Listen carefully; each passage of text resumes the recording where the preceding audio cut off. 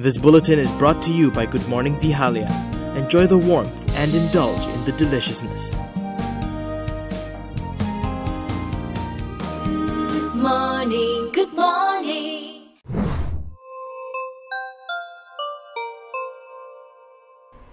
Hello ladies and gentlemen, and welcome to day 100 of Pakatan Harapan's rule. Now, unlike past that offered arbitrary scores because they think they're good at math, here's our report card. We're going to grade them on how well they fulfilled the 10 promises that they said they would in their first 100 days. So out of those 10 promises, 2 have been completely fulfilled. The first promise that made it was the complete repeal of the Goods and Services Tax when the GST Act was repealed in Parliament just a few days ago. The second promise fulfilled was for the comprehensive review of all the mega projects awarded to foreign countries. Prime Minister Dr. Mahathir Mohamad even led a delegation to China yesterday where these projects will be discussed. Out of the remaining 8 promises, 5 have been partially fulfilled, while there has been no significant action taken on the last 3 promises. It is quite an achievement to get to this point and to achieve so much in just 100 days. The effort is really commendable, but unfortunately they missed their own deadline and they have a lot of catching up to do. So to that we say A for effort, D for delivery. It could have been better, but it wasn't bad. So with the 100 days over, one could expect criticisms to start raining down on Pakatan Harapan because they didn't keep their promises, they didn't do what they said they would do, they miscalculated, blah blah blah, yada yada yada. Now PAS decided to dish their report card to Harapan yesterday, handing them a D for everything. What about UMNO? Now, Rembau MP Khairi Jamaluddin today urged his fellow party members to find a fresh narrative to combat the government with a new direction. He explained that leaders need to be ahead of the curve of change instead of peddling the narrative of unfulfilled promises. He also teased that some party members are working on an alternative budget to be presented when Harapan tables their first budget as government.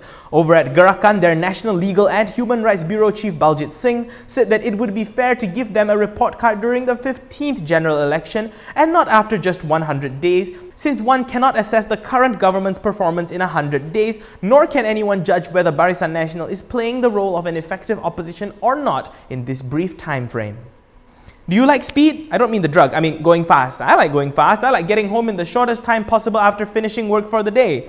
Now before you say that speed kills, remember it's the sudden stop that gets you, not the speed, okay? But how about a sudden stop to all outstanding summons concerning the automatic enforcement system? Yes, you know those pesky flashy AES cameras and the nasty fine that comes in the mail when you're caught speeding? Well, guess what? Transport Minister Anthony Loke, he's got something for you. Mulai 1 September 2018, semua sistem AES ini akan diambil alih sepenuhnya oleh Jabatan Pengangkutan Jalan JPJ. Ke semua saman AES yang dikeluarkan sebelum ini sehingga setakat ini yang dikeluarkan yang masih belum berbayar, yang masih tertunggak oleh orang ramai dibatalkan. Dibatalkan. Jadi jumlah saman ada 3.1 juta saman. Okay. Setiap saman RM150. Kerajaan mengorbankan RM435 juta. Tetapi mengikut perjanjian dengan 2 syarikat ini, saman itu kalau dikutip pun dia tidak masuk kepada akaun kerajaan. Dia akan dibayar kepada 2 syarikat tersebut yang diambil alih oleh LKT. Malaysia's first multi-grains brand. The champion is Good Morning.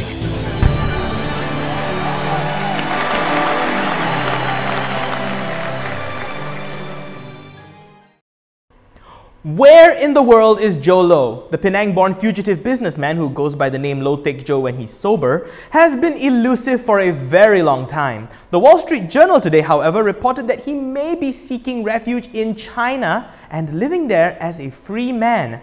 The report said that Low summoned his wife, his 2 children and entourage, 2 children and entourage, I didn't even know he was married, to the Marriott Hotel in Macau after the May 9th vote to discuss the situation. According to a source familiar with his activities, he also implemented more stringent security protocols.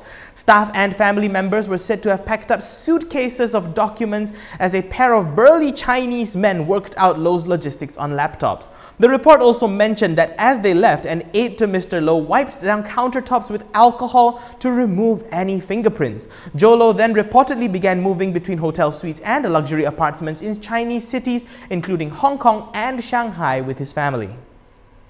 Yesterday night, a Rapid KL bus went on some sort of blitzkrieg on Jalan Ampang after allegedly getting into an accident. A viral tape of the ride through hell made its rounds on social media. It is believed that after the bus got into an accident, several people gave chase, and the bus driver, who was trying to get away from them in the process, rammed into several vehicles.